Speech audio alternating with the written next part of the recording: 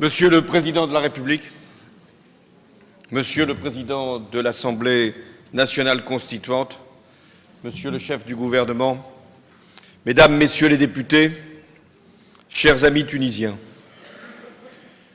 je vous remercie d'abord pour votre invitation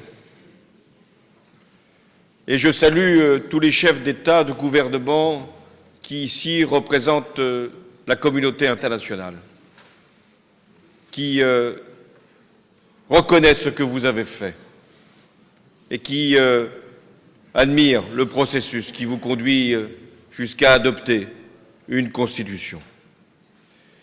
Je m'adresse à vous pour la deuxième fois en quelques mois.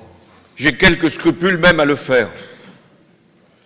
En juillet dernier, j'avais exprimé au nom de la France la confiance dans votre révolution et dans le processus que vous engagiez pour la démocratie. À ce moment-là, rien n'était acquis et des menaces lourdes planaient sur votre unité. Aujourd'hui, je suis ici devant vous et je viens saluer la Constitution de la République tunisienne. C'est un texte majeur parce qu'il est le fruit d'un compromis institutionnel que vous avez été capables de nouer ensemble. Parce qu'il fait honneur, ce texte, à votre révolution. Et enfin, parce qu'il peut servir d'exemple et de référence à bien d'autres pays. Votre Constitution établit un régime républicain, démocratique, participatif, dans le cadre d'un État de droit. Il proclame le pluralisme, la séparation des pouvoirs, la bonne gouvernance, l'indépendance de la justice. C'est déjà beaucoup. Faut-il encore que ce soit fait? Votre Constitution consacre également le principe d'égalité entre tous les citoyens. Elle garantit la liberté de croyance, de conscience et le libre exercice des cultes et confirme ce que j'avais affirmé ici même en juillet dernier dans cette Assemblée, à savoir que l'islam est compatible avec la démocratie.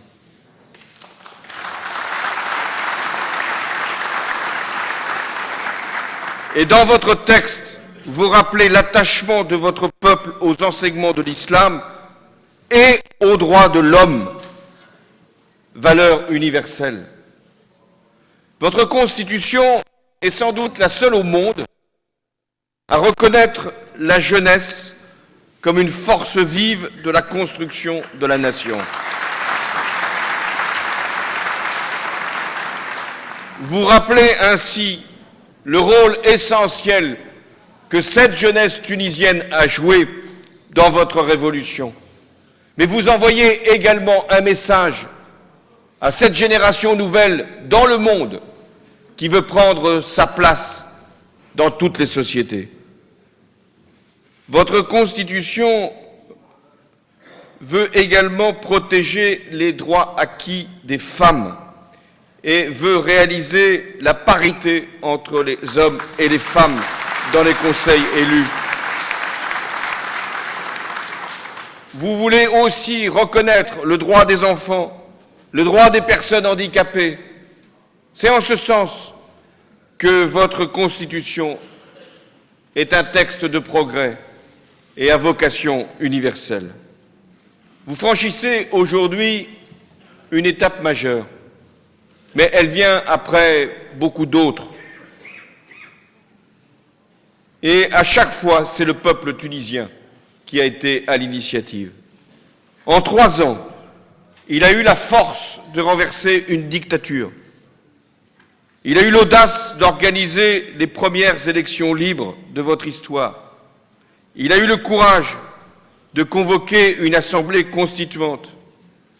Il a surmonté les épreuves, celle de l'assassinat de Chokri Belaïd il y a 1 an, presque jour pour jour, puis de Mohamed Brahmi le 25 juillet dernier. Et je rends hommage au nom de la France à tous vos martyrs, et je n'en oublie aucun dans l'histoire du peuple tunisien. Vous avez su, chers amis, tenir bon malgré les violences, malgré le terrorisme, malgré les provocations. Vous avez dépassé les discordes, les querelles, et vous vous êtes rassemblés sur l'essentiel. Vous avez démontré que le dialogue, le respect, c'était la meilleure façon d'assurer la paix civile, la stabilité nécessaire et donc le développement économique.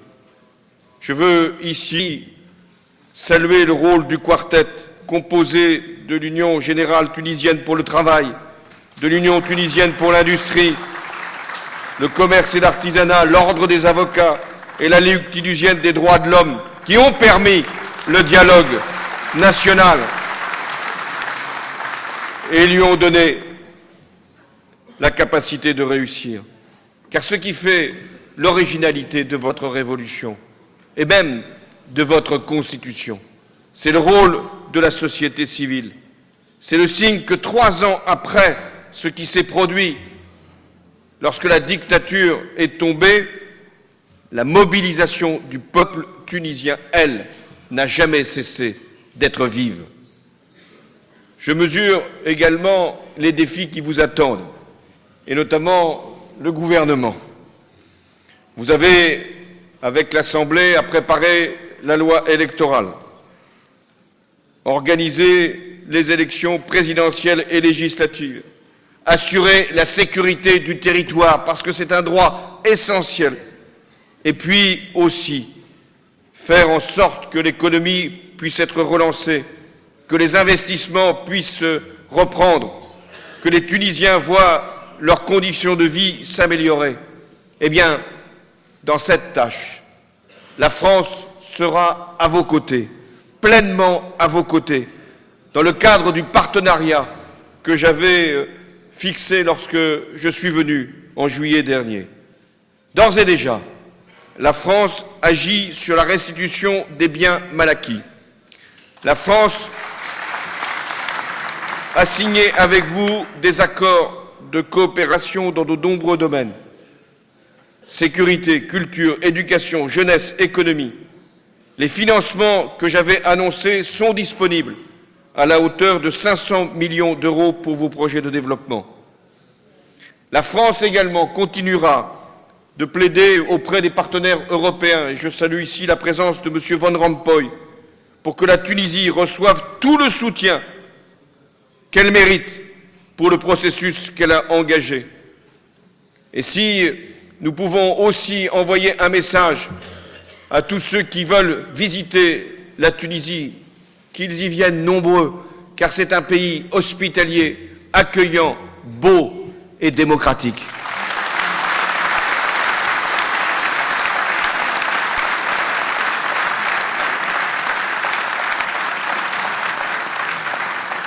Chers amis tunisiens, votre responsabilité est grande et va au-delà même de votre pays, et vous le savez.